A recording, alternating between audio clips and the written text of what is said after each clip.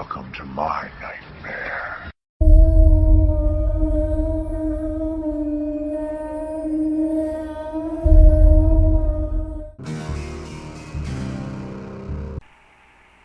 Bonjour à tous. Hello everyone, it's the fabulous one Zenlin was here with another video, and I'm so sorry I've taken so long to finally make this video, but now I got some free time, I'm gonna go ahead and make the video. And the title of this video is Dahmer Monster, the Jeffrey Dahmer story. I'm gonna be reading from the Wikipedia page, and as well as giving my input about it. And then the reason why it took so long is because I've been busy and I've been doing my research, because I gotta have my notes. I gotta have my notes ready so I know what I'm talking about. Y'all know who I am. So anyway, Dahmer Monster, the Jeffrey Dahmer story, is the first season of the American true crime anthology series Monster, created by Ryan Murphy and Ian Brennan for Netflix, which was released on September 21st, 2022. Murphy also serves as showrunner and is an executive producer along with Brennan. Dahmer is about the life of serial killer Jeffrey Dahmer. Evan Peters. And I just want to cut in while I'm doing this story. Video about Jeffrey Dahmer. Guess what's on TV right now? Another serial killer, Lizzie Borden. How eerily ironic that is. But anyway, other main characters include Dahmer's father, Lionel, Richard Jenkins, stepmother Sherry, Molly Ringwald. I gotta admit, when I saw Molly Ringwald, I was like, is that Molly Ringwald? That's Molly Ringwald! I just couldn't believe it. But suspicious neighbor Glenda Niecy Nash, Brava actress, and grandmother Catherine, Michael learned. I remember her from the Bruce Lee story a long time ago. We used to watch that movie a lot, because my family, we love us some Bruce Lee. But let's get right into it. The synopsis. The series is about the life of Jeffrey Dahmer and how he became one of the most notorious serial killers in America. His murders were executed in Bath Township, Ohio, West Allis, Wisconsin, and Milwaukee, Wisconsin, between 1978 and 1991. The series dramatized these instances where Dahmer was nearly apprehended until his ultimate conviction and death. It also explores how police incompetence and apathy contributed to enabling his crimes. Yep. Alright. So, episode 1 was entitled Bad Meat. In 1991, Glenda Cleveland, a woman who lives in the Milwaukee apartment next to Jeffrey Dahmer's, has concerns about the noises and smells coming through the shared vent. Dahmer courts his next potential victim, Tracy Edwards, in a bar and takes him home. Yeah, 'cause that scene was pretty crazy, 'cause he invited him to his apartment, and he's looking at the fish tank, and while Jeffrey, he got some beers, and then once Tracy started sensing something was off about him, he told him to go sit in the room where there was a dead body of another one. I forgot his name, I'm sorry, but he was laying dead on the bed, and so Jeffrey invited Tracy into his room to watch The Exorcist 3. And he at one point that he wanted to show off his dance moves. Tracy wanted to show off some exotic dance moves to Jeffrey. Jeffrey seemed like he was not into it or whatever. It's just that part was really strange. He was gyrating and showing off his Magic Mike dance moves and stripping, and every time he tried to go, Dahmer would catch him, look around to see him, and he'll continue dancing. Yeah, until he Tracy managed to escape and flag down the police. And of course, when the police was like, "What are you doing out here?" And because they, I guess back then, I mean, they doing the shit right now. They get suspicious of black men and like, "What are you doing?" And so he tells him, "You gotta go back to this apartment. This guy is crazy. And he tried to kill me." And then Dahmer is arrested, and the gruesome discoveries were made at his apartment. So yeah, they go in, they start looking around, and they start looking at pictures. I think this was the episode where they were looking at pictures, and they showed like that infamous picture of the guy. He was being bent, and they had like an art exhibition about something that they felt like he was inspired by. It was like almost reminded me like a demonic possession, how they bend the body and things like that. That's what that reminded me of. And when the officer looked at the picture, he was like, "Oh my God, this stuff is real." And that's when they finally arrested him. And then you can hear and see Tracy Elwood's on the floor saying, "You killed my people, you son of a bitch." And yeah, that's when it starts off where they just arresting him and walking him out, and that was I think that was the end of that episode. So episode 2 is entitled "Please Don't Go." Dahmer's life as a preteen and adolescent, living with Joyce, a drug-addicted mother, and Lionel, an oft absentee father, is explored. The youngster starts to exhibit great interest in dissecting dead animals with encouragement from his father. Yep, that's usually how that shit starts. In 1991, an adult Dahmer buys alcohol for 14-year-old Conrad Symphony and brings him to his apartment under the guise of paying the teen for lewd photographs. Yeah, because I think in this scene, before when they were talking about his adolescence when he was a kid, and he would I think this was an episode where he brought like tadpoles in a jar to his teacher, and the teacher was like, "Oh, what is this?" And one of the students, a little boy, walked up and he picked up the jar and said, "Do you want this?" Asking the teacher if she wanted it, and he took the jar, and then when Jeffrey saw it, he was like, "No, no, that was not for you. That's for the teacher." So yeah, he's been like dissecting animals and stuff like that, and there's so many signs that it's this whole thing about him and his childhood. It's just like I said, I've been doing my research on YouTube, and I'm gonna talk about that at the end of the episode review. So yeah, he ran into Conrad when he was at the boy was like hanging out with his friends in front of a convenience store, and he couldn't go in because he was underage, and he couldn't buy alcohol. So Dahmer offered to pay for the alcohol, and then wanted to bring him home, like I said here.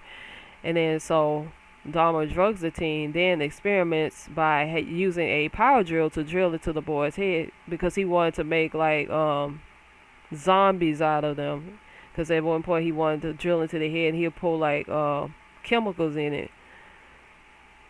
And so while Dahmer goes out to buy more alcohol, a woozy Conrad awakes and tries to escape, but only makes it to the stairwell where Glenda and her daughter find him. Glenda is concerned about the boy's age and calls police, but the police take Dahmer's word that the boy is an adult who is Dahmer's boyfriend and simply drank too much. Yeah, because he was pretty much like out of it. He was like in his underwear, stumbling around, but he managed to escape. But I think he probably would have escaped if, he'd be alive today if the police had done their job instead of thinking this small boy was grown. Like, really? I mean, don't get me wrong. I've been a small girl for the majority of my life. I only picked up a little weight over the years. Even at 37, I'm still small, and some people still think I'm young, but 14, no. But he, and then The boy was obviously very, very young, and he just managed to escape like that. And then they just trusted Dahmer's word that, oh, he's just drunk, this is my boyfriend. And the police escort counteract back inside, and Dahmer kills him after they leave. A real 1991 recording between Glenda and one of the Milwaukee police officers discussing Counteract synthesophomy is played over the ending credits. Yeah, that was pretty intense right there. And she's like, "Are you sure?" Yeah, it's okay. There was just two guys. They're boyfriends, so it's no big deal. But that boy looks really underage. He looks really young, and something might be wrong. They just ignored everything, and just that is weird. Oh my gosh. And then episode 3, Doing a Dahmer. As a high school senior in 1977, 1977, and 8, Dahmer continues to show interest in animal dissection while also becoming fully aware of his sexual preference for men. After his father and mother divorce, Lionel moves in with his new girlfriend Sherry, and soon after Joyce moves away with Jeffrey's younger brother David. Jeffrey is left alone in the house to fend for himself. Now that's wild. Yeah, that was pretty wild. Who leaves a teenage boy? Man. He begins drinking heavily, lifting weights, and fantasizing about having a male companion in the house. He later picks up a hitchhiker named Stephen Hicks, and invites him to drink beer and work out. Yeah, because Stevie was like, he said he wanted to go to a concert. And I forgot the name of the concert. It was that he said he wanted to meet up with his friends at the concert, and that he could take him and possibly go with him. So Dahmer was suggested that, yeah, I can take you, but I want to bring you back, and we'll drink some beer and stuff like that. And so once they started drinking and stuff, that's when Jeffrey started to come on to him. And he's like, dude, are you gonna take me to the concert? And then as it reads, when Stephen rejects Dahmer's sexual advantage and uses a gay slur, I'm not going to repeat it here, Dahmer hits him with a barbell and then strangles him to death. 2 police officers stop him when they see his car swerving. But let him off with a warning despite seeing several garbage bags in the car's back seat. Man. You serious? Dahmer destroys Hicks' bones and scatters the ashes on the family property. Like, he was on top of the roof, and he how what's his name? LeBron James does that powder with his hands, and he do his hands like this. That's what he did with the bones fragments of Stevie Hicks. And that was the end of that episode. In episode 4, The Good Boy Box, Lionel returns to the Dahmer residence after 3 months. 3 months, y'all. So y'all left him alone for 3 months. Surprised to hear Joyce moved out and discovers Jeff's drinking. Jeff attempts to talk to his father about his homicidal thoughts, but is interrupted by Lionel planning to send him to Ohio State University. At OSU, Dahmer is expelled for attendance issues, causing his father to enlist him in the Army in another attempt to get his son back on track. And I've been digging some research on him and his when he went to Germany. It was alleged that he murdered women over there, and that he tortured and tormented his roommate. He kept him in the room where he couldn't come out, and I think that those people, they were on a Dr. Phil show at one point. I think Lionel was there too, of course. So yeah, that was pretty crazy. They, when they alleged that he murdered women over there in Germany.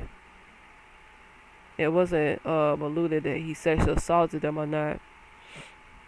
But yeah, I just wanted to throw that in there. So in 1981, Dahmer is honorably discharged due to alcohol use.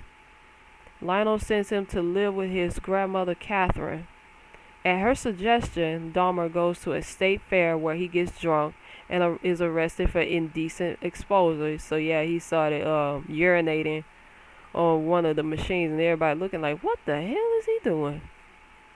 He takes a job as a phlebotomist where he steals blood bags and drinks from them. Okay, apparently he's a vampire. Dahmer later begins going to a gay bathhouse, but is soon banned for spiking drinks. Yeah, I remember this scene because he was like bringing guys like back and forth, and then every time the manager always catch the guys passed out from being drunk and intoxicated and drugged, until that guy he came in with a new guy who's like, hey, you need to stay away from him. Every guy he brings in here, he drugs them, and you're not allowed to come back here. So that was the end of that part. And then in 1987, Dahmer accidentally drugs himself in a hotel room with another man. Yeah, because he found this guy and brought him to this very exquisite luxury hotel. They going back and they dancing, listening to music, drinking. And so when the guy had his back turned, Dahmer thought he would just go ahead and just spike his drink. But what happened was he ended up drugging his own damn self. And he ended up like falling asleep next to the guy, and as I said, then wakes up the next morning to discover that he had murdered him. And so what he did was he got a suitcase and he stuffed the man into the suitcase, and then he takes the body back to Catherine's house to dismember it in the basement. He sealed the man's head in a bag and placed it in a lockbox Catherine gave him, because the lockbox belonged to his father Lionel, and where he kept where they kept their memories and photographs and things like that in it. And I just got a message on YouTube. Not YouTube, that's Twitter. Sorry. I'm gonna ignore that part. Probably don't edit this out. Anyway. So in episode 5, Blood on Their Hands, in 1987, Dahmer takes a job at a chocolate factory.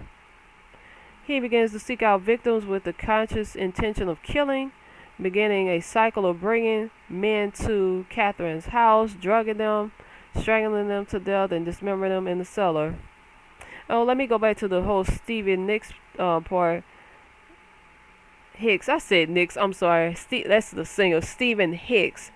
There was a part where I noticed that Dahmer suffered from hallucinations a lot too. He would hallucinate all kind of scenarios and all kind of things, and things that weren't real, like fantasizing about men being with him and things, and and staying with him.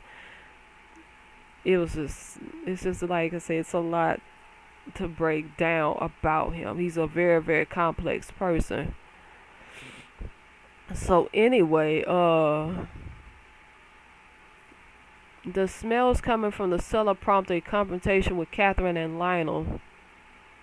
When Dahmer tells them that this is caused by his taxidermy hobby, Lionel excoriates him for not cleaning up after it adequately, leading Dahmer to reassure them that he will cease that activity. Yeah, because she says she didn't like the smells that were coming out of the basement. And so let me see something. I think there was a part where she discovered the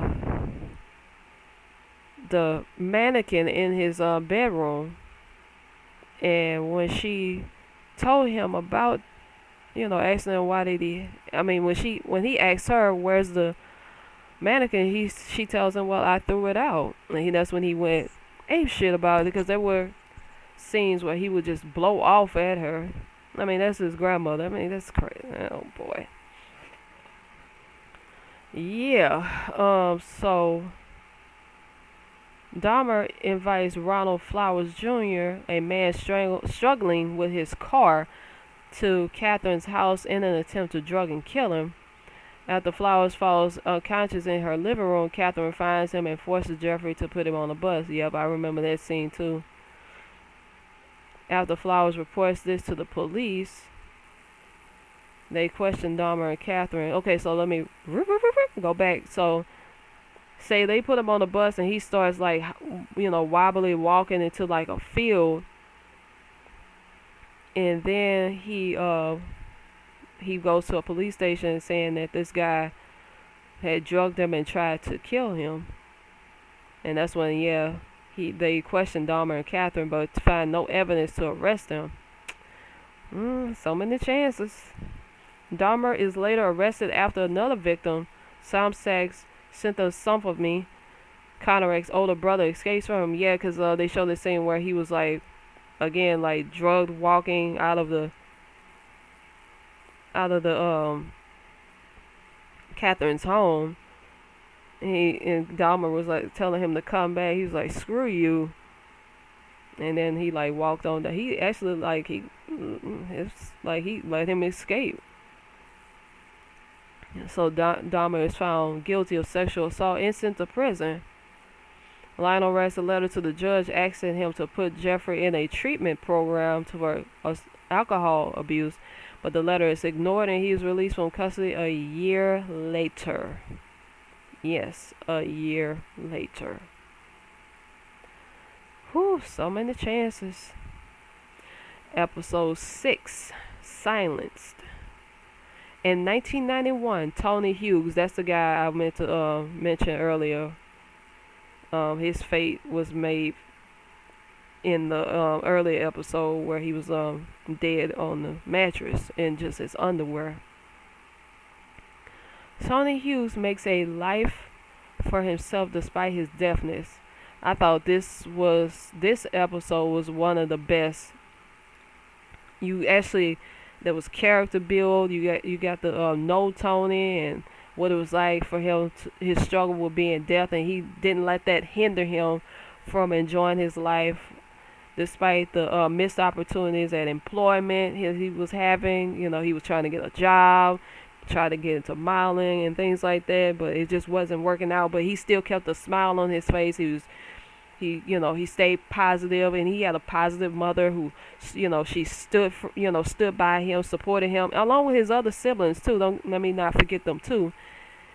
And like that episode was really, really powerful. Like, and that's what that episode, from what I read, that jerked people's heartstrings because of the fact that he was dealing with a disability, and that and Dahmer preyed on him and on his kindness, and ultimately he lost his life because of it. And it's like, yes, this episode was really, really good. So let me continue. He lands a job in Madison, but returns to spend time with his family in Milwaukee on weekends. One weekend evening, he dances at a bar and catches Dahmer's eye. Dahmer thinks about spiking Tony's drink at the bar, but reconsiders. Tony and Dahmer say they like each other, and they meet again the following weekend. Dahmer invites Tony into his apartment where he began. Let me see. I'm sorry, I lost where I was. Where he again considers drugging him but resists. Sorry. The two sleep together, and the following morning Tony says he has to leave for work because that was the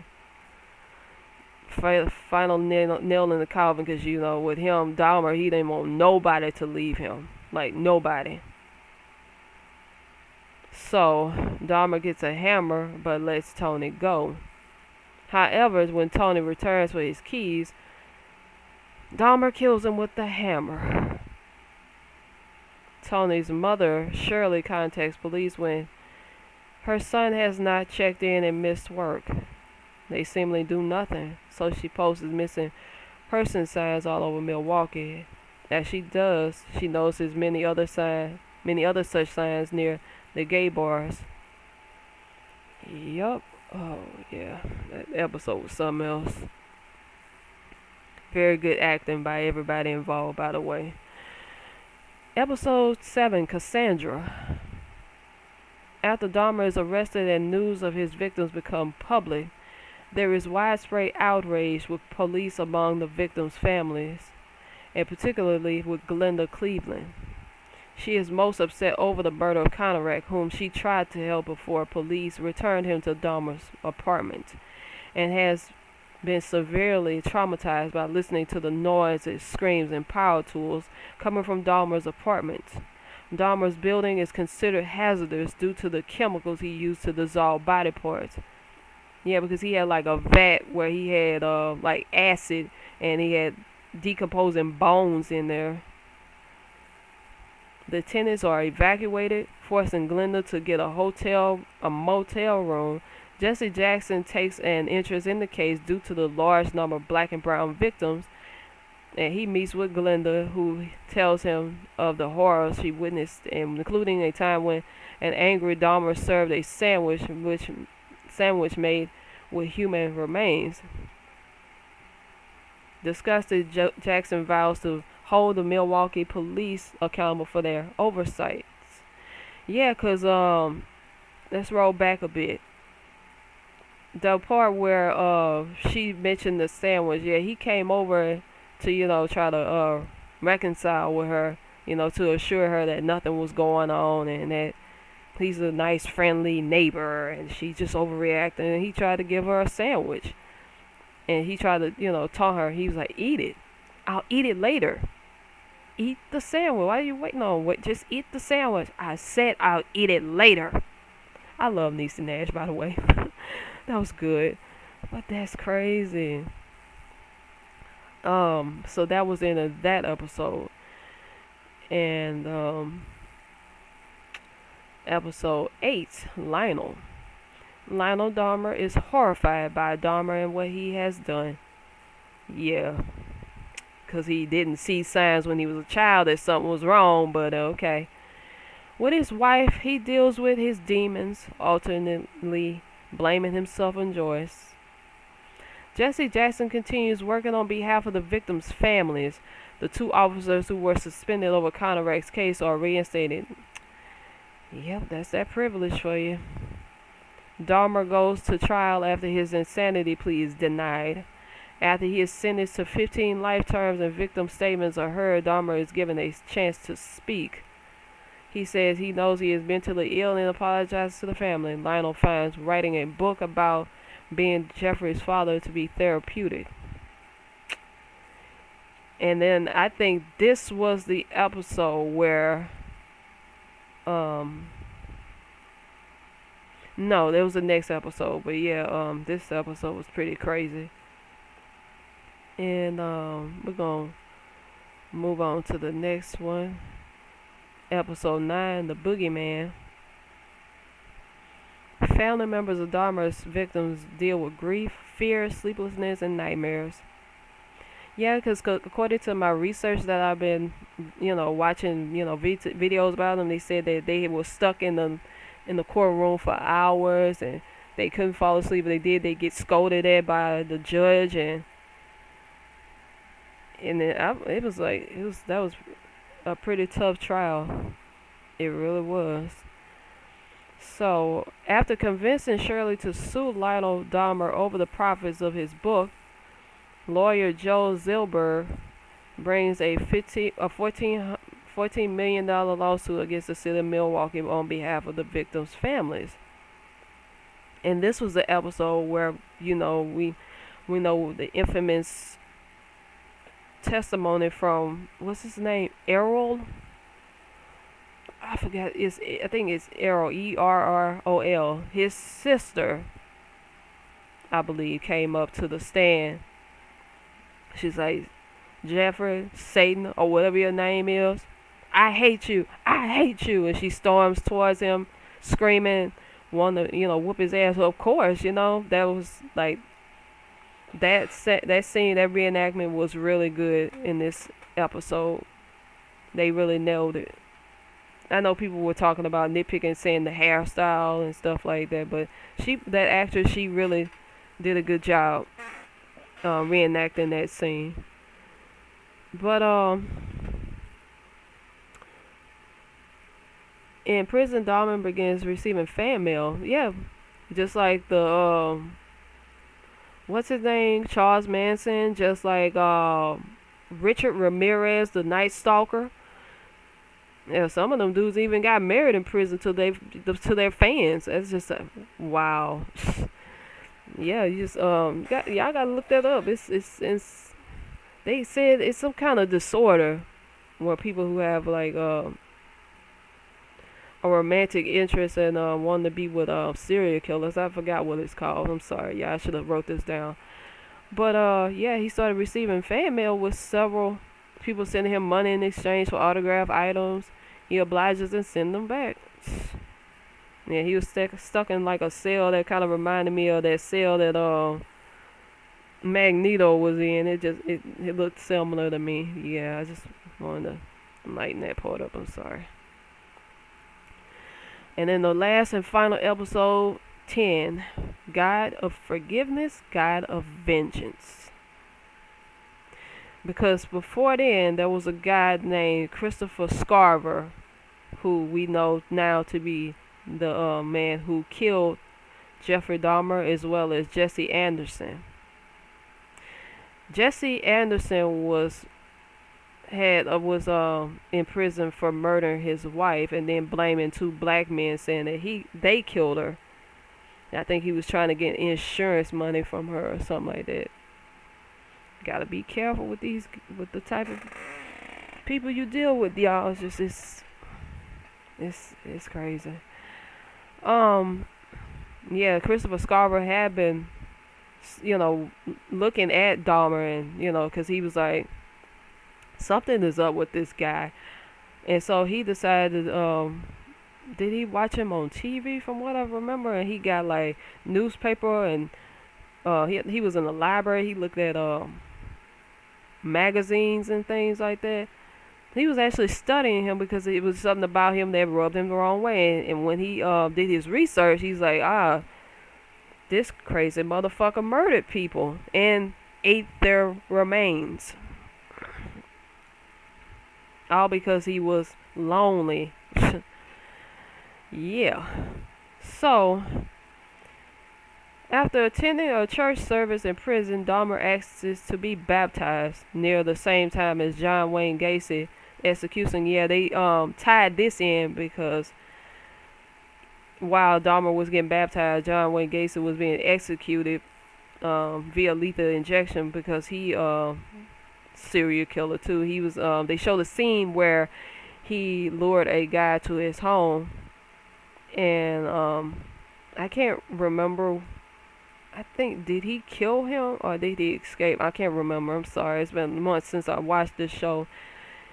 But yeah, they had executed him at the same time. And then while they was going, the foreshadowing in the background was like a eclipse going on. Like, that's quite a foreshadow right there. And then the $14 million lawsuit is settled out of court for less than $900,000. And yeah, Joe Zilber, angered that people plan to profit by selling items removed from Dahmer's home, offers the dealers double their asking price. He then gives every victim's family a share of what he pays, saying all the items will be destroyed. And they actually show the scene of the demolition of the... Oh, that's later on. I'm sorry. Let me keep going. An inmate named Christopher Scarver kills Dahmer and another inmate, Jesse Anderson, with a metal bar, saying that God told him to commit the murder. Now, this part was very, very intense because they was in like a the weights lifting room, and so Dahmer and Jesse, they were cleaning up, and then Scarver was there too, like watching. So when Jesse walked off into another room and leaving Dahmer in the main lifting room, he goes in there and you can hear screaming from Jesse, and then Scarver walks out with half of a broomstick, broken broomstick with blood on it. So I'm guessing he impaled him with it. And so he told Dahmer, I have been watching you and I've been reading up on you. And he was saying that he was a bad guy and that, let's see from what I can remember. And that guy sent him to basically get rid of him. So he punches him. And then he takes the metal bar with him and started beating him in the head. Dahmer didn't even fight back. Just let him kill him.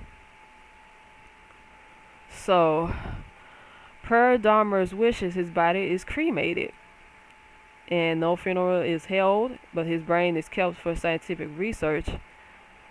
And the thing, if they would have done some research on his brain, they would have figured out what the hell would made this guy go on a killing spree, you know, sexually assaulting people, molesting people, and his weird obsession with body parts and things like that, and blood too, apparently. Lionel insists that the brain also be destroyed, while Joyce wants it to be studied. Yeah, because I remember Joyce in one episode, I think it was a previous episode, where she was going to different victims' homes to, ask for forgiveness and asking for them to forgive her son, and she knew they weren't gonna forgive him. Some of them did, but that was I think they forgave him like after the fact when he finally died, but I can't be too sure. From what I've been watching on YouTube, seemed like after he died, they was like, some of them did, some of them just wanted to, Errol, his sister, I think she was the one that said she wanted to make a business out of it and things like that. I know that perked up the ears of people who was listening, and I even read the comments about it, about him and the another guy's sister was on their show. I think it was Rhonda. Is it Rhonda or Rolanda? I remember that show. See, I'm an 80s baby, and I remember that show. It's been a long time since I've heard that name. We used to watch that show back in the late 80s and 90s. I do remember that. I remember her, and they were saying that they wanted to turn it into a business and things like that. The other family, the mothers, they were like, one of them said she thinks she alluded that she forgive.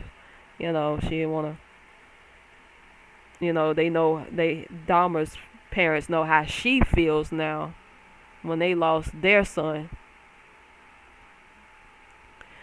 But, yeah, Lionel explains that he and the victims' families just want closure, which would be made more difficult by retaining the brain. A judge sides with Lionel. That's crazy. He I think he had some connections. Also from my research, I think he got some connections. As Milwaukee residents watch the Oxford apartments are destroyed, Glenda meets with a city official to advocate for the site of the apartments to be turned into a memorial for the victims, but is warned that it would be a lengthy process. The photos and names of Dahmer's victims are displayed in the closing titles, which also says that no memorial has yet to be built. Excuse me. And I think to the creators of this show, if they accumulated a lot of money, they could have looked into, possibly creating a memorial for the victims of Dahmer. I think that would have been great. And of course, for the award shows, Evan Peters won. Niecy Nash, she won Critics' Choice Television Awards. She won the NAACP Image Awards. Evan Peters won the Satellite Awards. Yeah, I think they did an exceptionally good job because with this new craze of people, being obsessed with serial killers now, they there's a market for it. That's why people are trying to cash in on it. And I wonder who's next. Are they gonna make one about the Richard Ramirez? And who knows? But I've been doing a little bit of research about him, Jeffrey Dahmer, and watching his old videos of him when he was a kid. He seemed kind of, playful-ish, but he was a little odd. I was an odd kid too, so I'm not necessarily judging, but it seemed like his behavior between him and his dad was a bit strange. And while I was watching some videos, there was a guy who said he had a relationship with Dahmer, stated that he had been molested by his father, but in an interview by Dahmer himself, he said that he was never sexually assaulted by his father, and that Lionel himself claimed that he was molested by an older kid in the neighborhood. So who really knows? But I know their behavior is their interaction between each other is strange, like very strange. And how Lionel said it like in the show that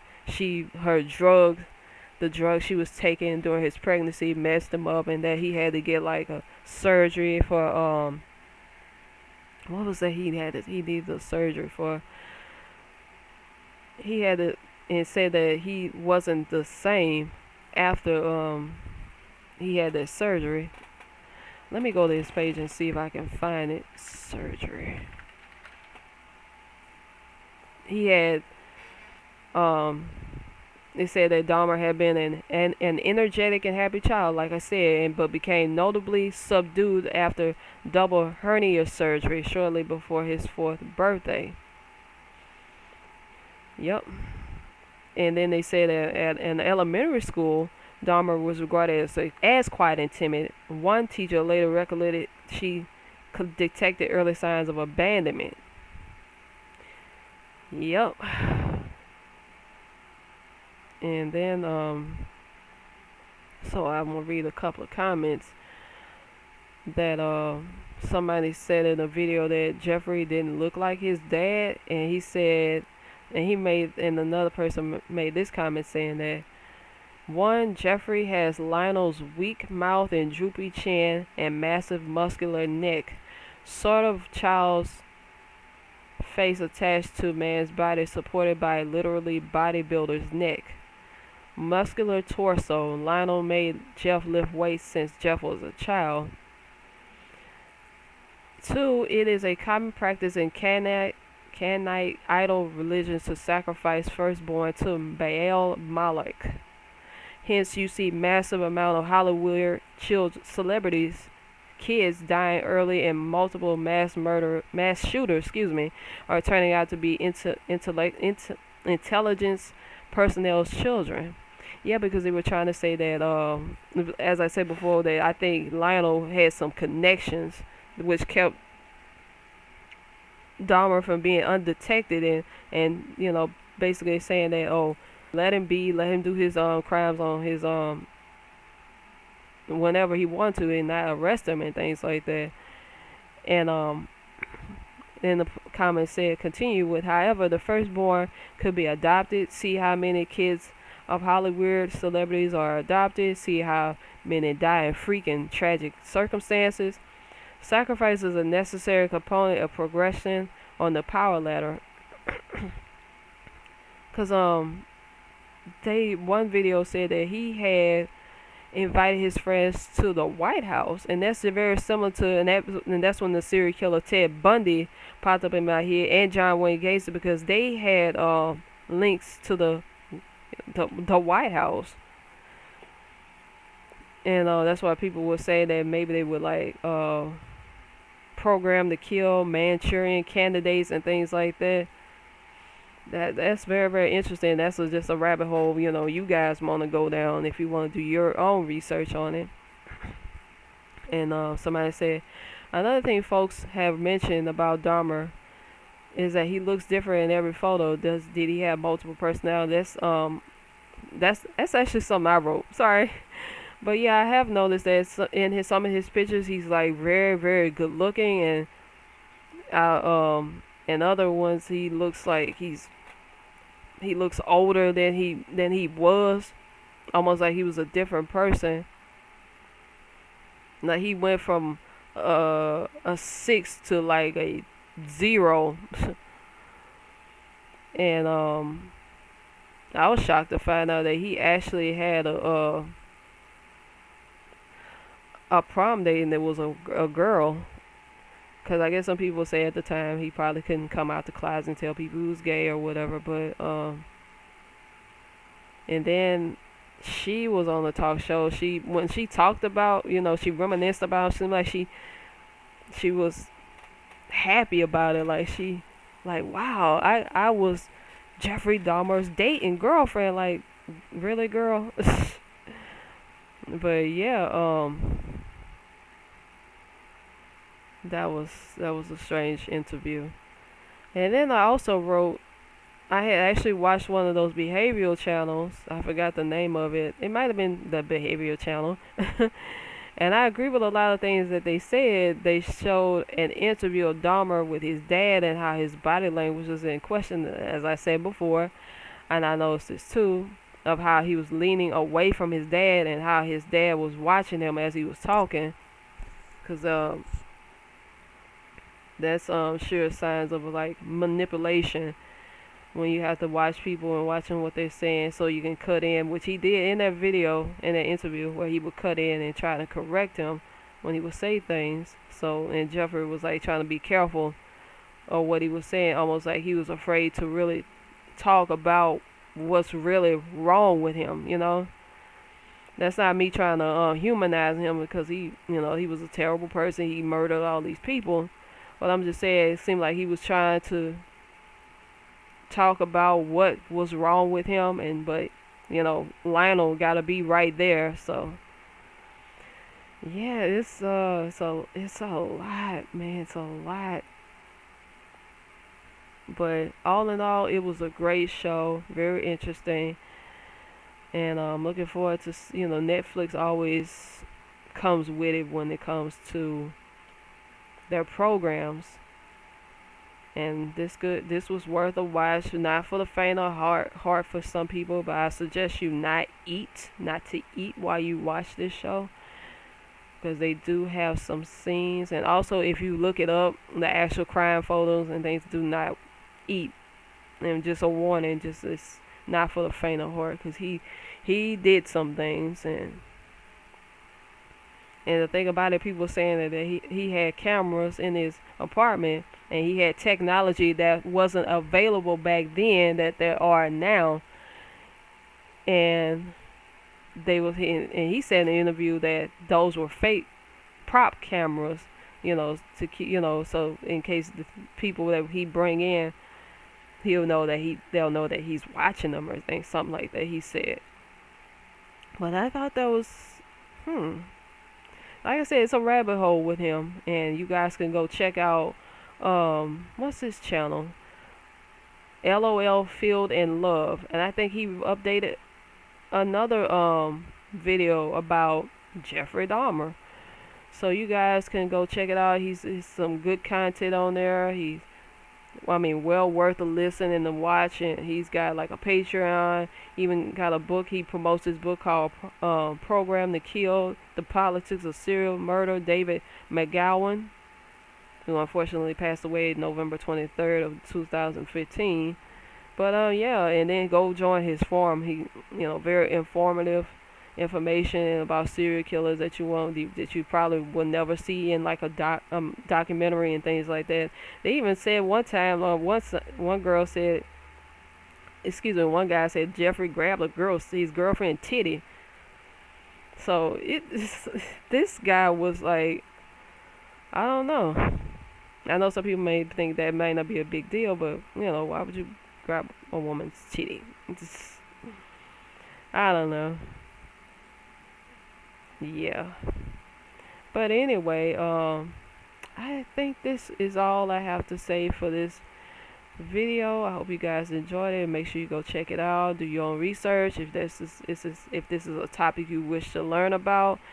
And I will see you guys in the next video. Oh yeah, leave a comment, share the video, subscribe, and I'll see you guys in the next video. Au revoir.